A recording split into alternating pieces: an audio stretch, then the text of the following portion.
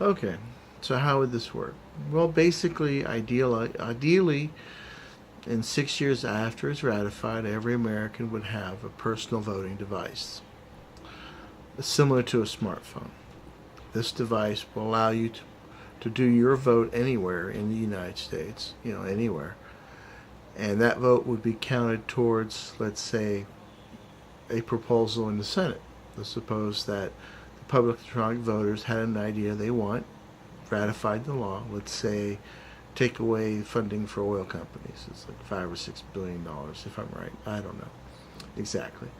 But let's say that we reserve the right to propose legislation, and that gets proposed before the Senate. Now, because the public electronic vote has 50 votes, the total in the Senate would now be 150. And let's say, for example, it's 50 Democrats, 50 Republicans. Well, neither of them would have a majority, because the majority would be now 76 votes. So the American people would provide the majority of votes to pass this legislation or not pass this legislation. And that would work by one vote per state. And when you hit your voting device, it goes into, the votes are tallied per state per that one Senate vote. And that tally would be on a electronic platform, and that would be in Congress.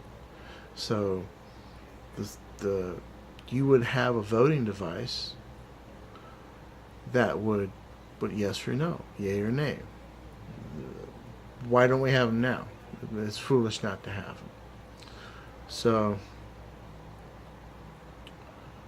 that's how it would work in the Senate. In the House, it's pretty much the same thing. We have your representative districts and have so many representatives per state. So you would do a common pooling of all people electronically voting per district, and that district becomes a vote. And that would also be in the House of Representatives.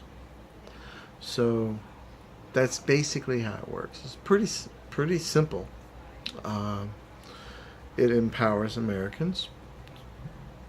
And it also gives Americans the approval of legislation as well as propose it. So that's the basic idea.